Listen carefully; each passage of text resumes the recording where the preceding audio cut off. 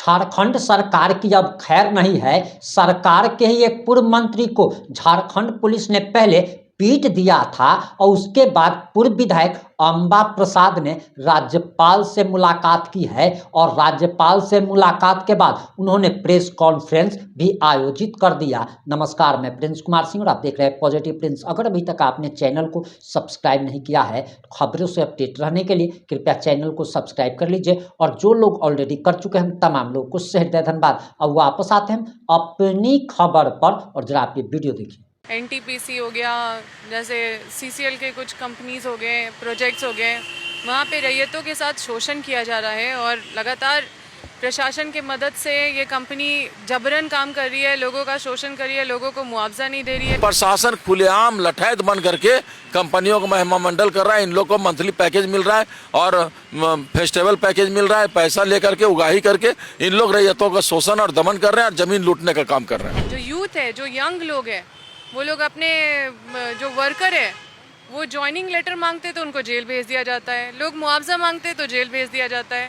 तो इस तरह से उनकी आवाज़ को दबाने का कोशिश किया जा रहा है, जो हम होने नहीं देंगे। झारखंड में हमको लगता है रैयतों के प्रति और गरीबों के प्रति ये सरकार मतलब उसके पक्ष में नहीं है और कारपोरेट के पक्ष में काम कर रही है। हम सीधा बोलते हैं। जो विस्थापन का समस्या है, जो भारत रत्न कहने वाले जो महारत्न कंपनियां हैं, एनटीपीसी हो गया, जैसे सीसीएल के कुछ कंपनीज हो गए, प्रोजेक्ट्स हो गए, वहाँ पे रैयतों के साथ शोषण किया जा रहा है और लगातार प्रशासन की मदद से ये कंपनी जबरन काम कर रही है, लोगों का शोषण कर रही है, लोगों को मुआवजा नहीं दे रही है, लोगों को नौकरी तो छोड़ ही दीजिए, रोज़गार छोड़ दीजिए, मतलब मुआवजा भी नहीं दे रही है। पुनर्स्थापन, पुनर्वास का नामो निशान आपको नहीं दिखेगा।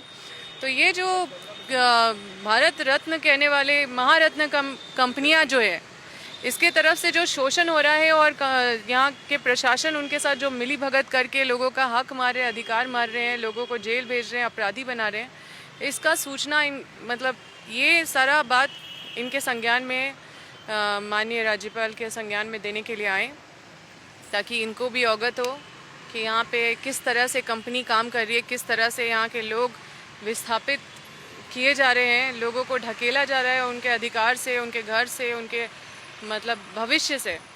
और जिस तरह का शोषण हो रहा है, हम लोग लगातार लड़ाई लड़ रहे हैं, वहाँ पे लोग आंदोलन कर रहे हैं, रोज़ 30 लोग, 15 लोग, 17 लोग रोज़ जेल जा रहे हैं और ये सिलसिला रुकने का नाम नहीं ले रहा है। अगर आप लोग देखिएगा तो एफआईआर पढ़ के ही समझ जाएगा कि किस तरह से पूरा स्क्रिप्ट तैयार करके और लोगों को भेजा जा रहा है, उसको अपराधी बनाया जा रहा है।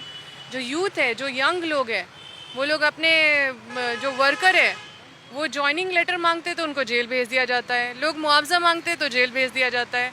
तो इस तरह से उनकी आवाज़ को दबाने का कोशिश किया जा रहा है, जो हम होने नहीं देंगे। और इसकी लड़ाई हम लोग लड़ रहे हैं और कोर्ट में भी लड़ रहे हैं, धरातल पे भी लड़ रहे हैं और इसका संज्ञान, यही सारा चीज़ को हम लोग यहाँ पे बताने के लिए आए थे। उन्होंने आश्वस्त किया है, सोमवार को, मंडे को वो बुलाए हैं फिर से और उनके एक अधिकारी हैं उनको भी बुलाए हैं ताकि वो इसका रिपोर्ट मंगवा सके। देखिए, दिन कांग्रेस का कुछ नहीं आया है, लेकिन हम तो जानते हैं कि माननीय मुख्यमंत्री ने जो घोषणा किए थे पिछले सरकार में, आप लोग भी मालूम होगा, वो क्लिप भी देख सकते हैं आप, कि नहीं चलेगा इलेक्ट, नहीं चलेगा सीबी एक्ट, चलेगा 2013 कानून। हम यही पूछना चाहते हैं कि जब सीबी एक्ट के तहत उनका अधिग्रहण करना था जमीन, ठीक है, सीबी एक्ट के तहत खनन पट्टा मिला उनको, सीबी एक्ट के तहत उनको करना था, लेकिन कानून बदल गया, कानून लारा एक्ट आ गया 2013 कानून और 15 में उसका अमेंडमेंट हो गया, सारा चीज हो गया। तो नया कानून के तहत भुगतान क्यों नहीं किया जा रहा है?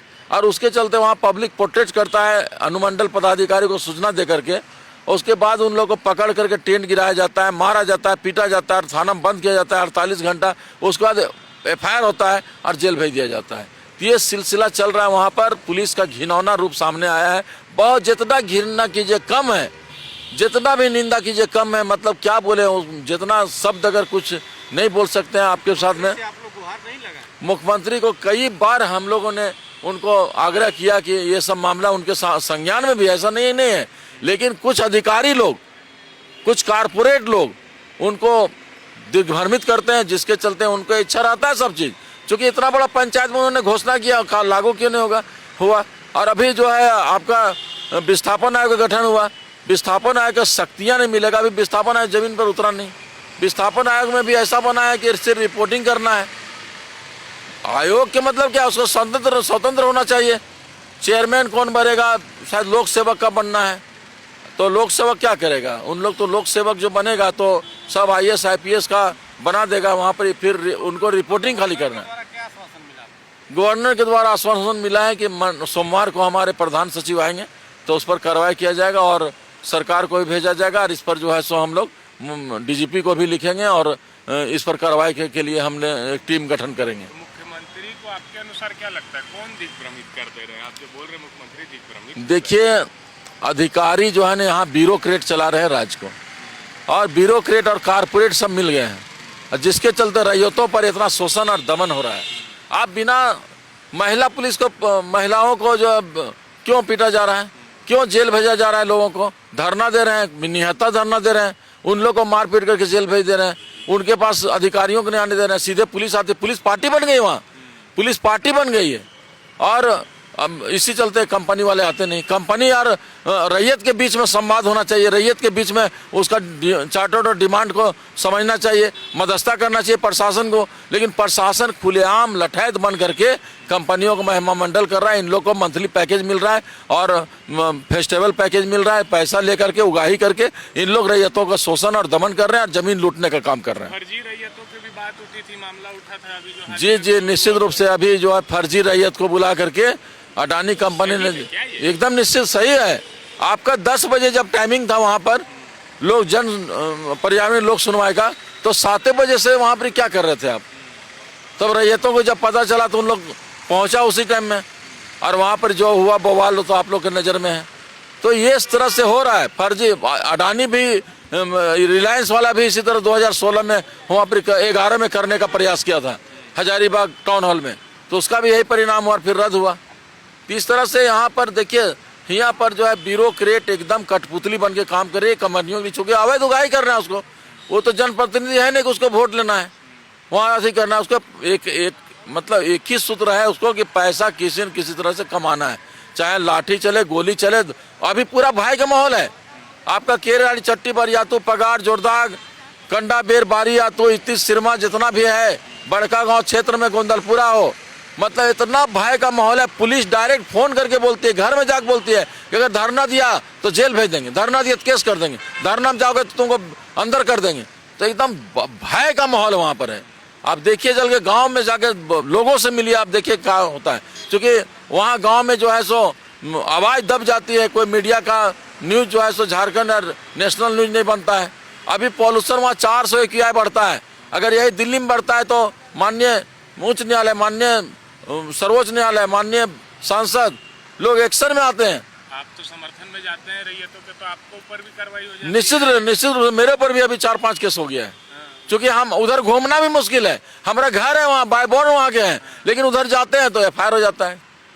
हम समझने के लिए जनता बुलाती है तो हम जाते हैं, और उसका माइंड में भी हम नहीं घुसते हैं, लेकिन वहाँ सरकारी काम में बाधा का केस हो जाता है, मारपीट का केस हो जाता है। अभी हाल फिल्म में जो है ड्राइवर को कंपनी वाला मारपीट करके और मतलब वहाँ पर ये किया, और हम लोग रैयतों को जो है सो नाम दे, जबकि हम CCTV कैमरा में है। हम हर जगह, टेंट में भी कैमरा, चूँकि 2 बार टेंट गिरा चुका है वो 12 बजे रात को धरना स्थल से में जाने का क्या तुक है भाई?